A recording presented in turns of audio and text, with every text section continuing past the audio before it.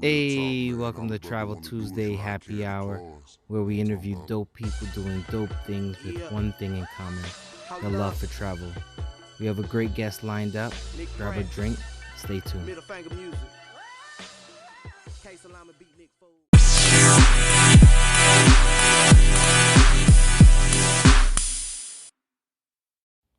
What's going on, travel fam? If you ever thought about starting a podcast, check out Anchor. Anchor is free. Anchor will provide you tools to record and edit your podcast from your phone or your computer. Anchor will also distribute your podcast to multiple streaming platforms like Spotify, Apple Podcasts, and many more. You can make money from your podcast with no minimum listenership. Everything you need right in one app. Download the free Anchor app or go to anchor.fm to get started. I'd like to introduce my first guest. What's up, Alleah? How you doing? I'm good, Peuge. The people need to see your face. Show us your face. There we go. All that beauty, you're trying to hide it from the world. What's going on with you? I have a monitor, like a way to show it. I might just do this. I might just go outside for a picture. Pretty much. So no problem. So tell us who you are and what do you do? So I'm a gestational coach. I am, and by that it is basically someone who coaches expectants through their pregnancies. Is that better? It looks better. Yeah. Oh, look. Oh my gosh. I mean, you got me looking bad here, but it's all good. You got that good lighting over there. I got that good sunlighting. Yeah. So what's going on? I'm a photographer, so I started a collection called the Melanin Bump, which basically gives maternity shoots to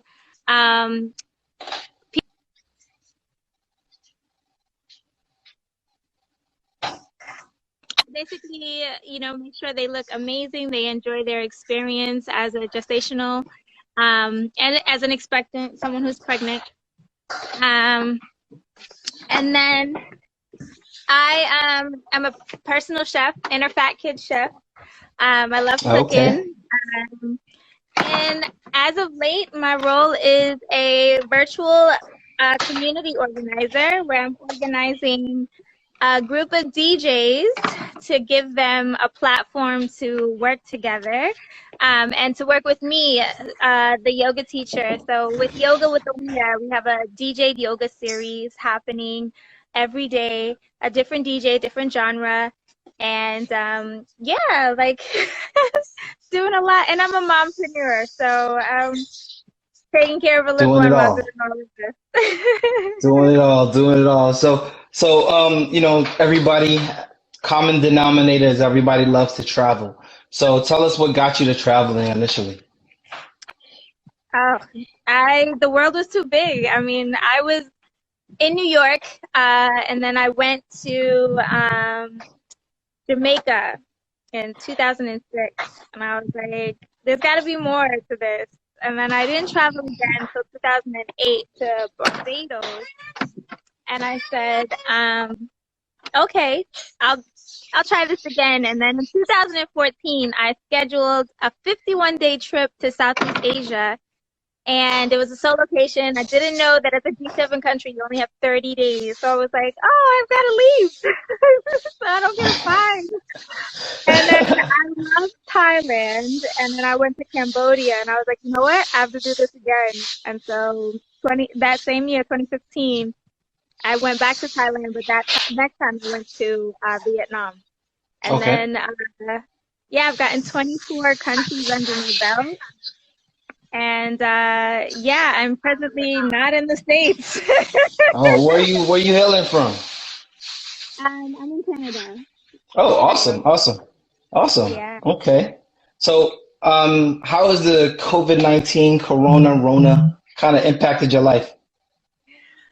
So I put my son is actually my motivation to make sure that we travel to 2 new countries every year, one for my birthday, one for his birthday. And so we couldn't travel because everybody was shutting down.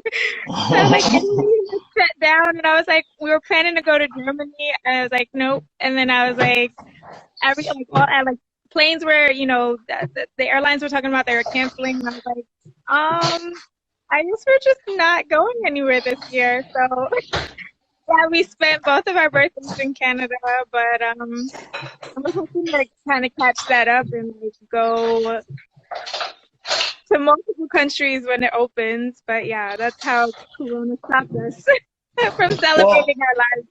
I mean, that's just one aspect, right? Because the other side of things is you got this yoga with the DJs going on. And what week are you going on right now? So we're in our 5th week right now, and next week is our ladies week, and then the week after that we have a bunch of new DJs, and then we have after that, which is week 8, we have the LGBTQT plus DJs, and then we have new DJs again. So and go all the way to the 31st. You got to give people a kind of a broad idea here, because I think you're underselling this project that you have going on, right? And kind of explain to it, like, it's not just like one DJ a week, right? You have multiple DJs throughout the week, DJing different genres. Like, meanwhile, there's a yoga instructor kind of teaching some new moves or existing moves to some people that are already following. So please go into that, because Corona kind of made you popping right now. So I am, I guess I'll go back.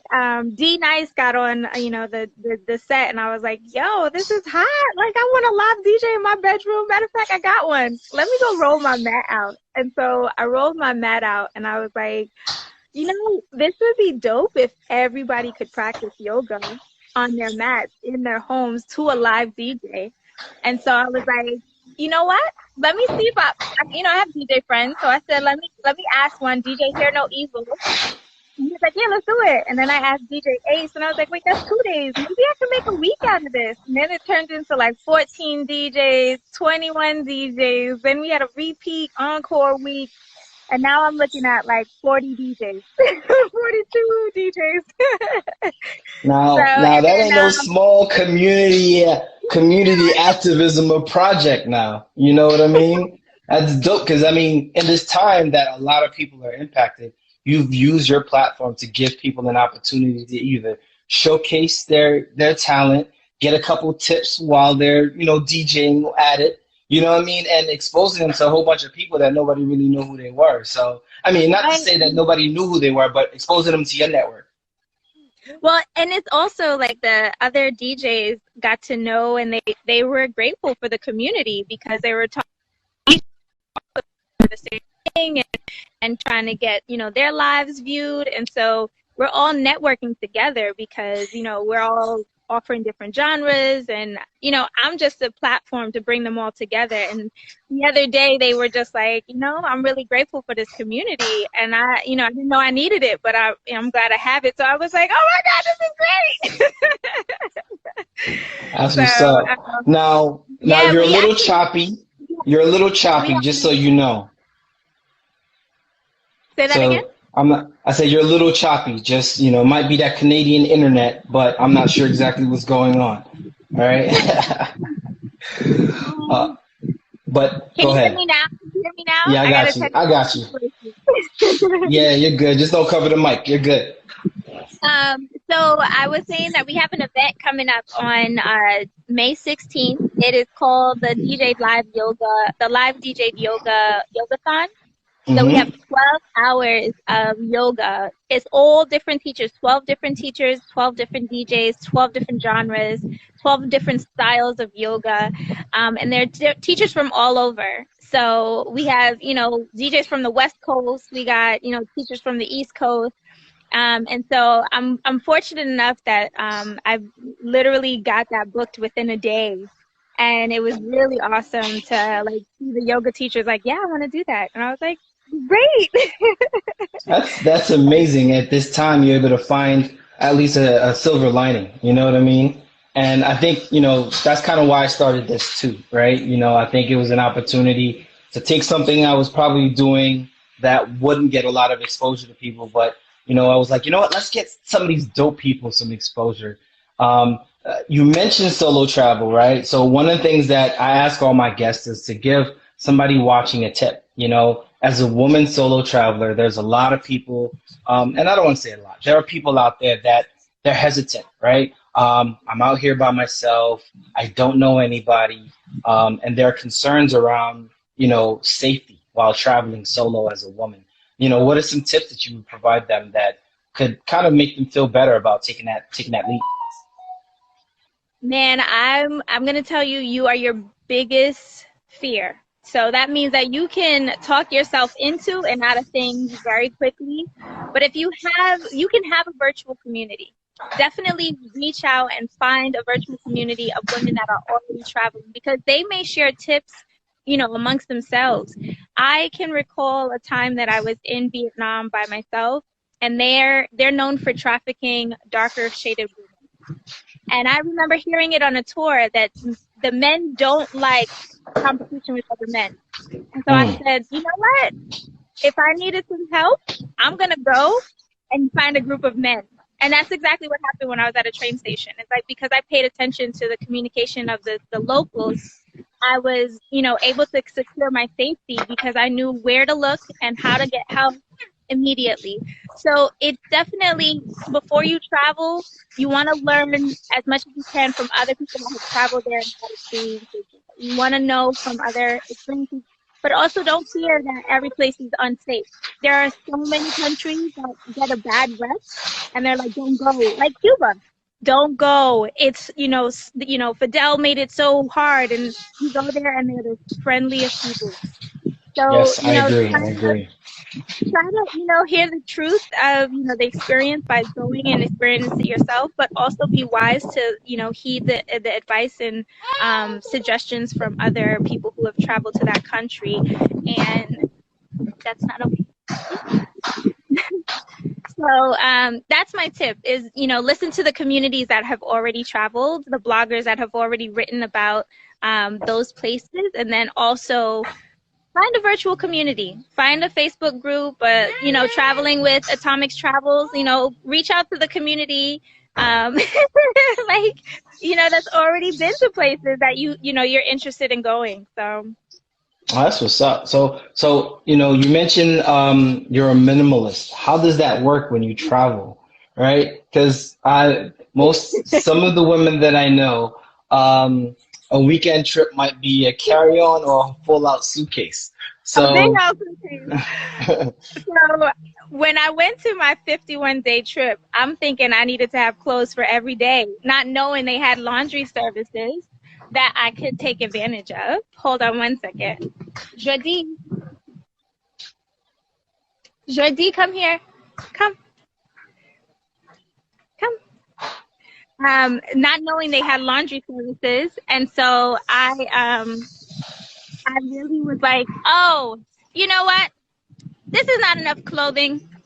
And then I learned a hard lesson. Weight will cost you money, literally, physically, and emotionally, right? I get to the airport. The lady looks at my bag, and she's like, can you put your bag on the scale? I was like, no. So I put it down. She's like, here's a ticket. And I was like, what's the ticket? And she goes, yeah. You're $75 overweight. And wow. I was like, oh, it was like a $30 ticket.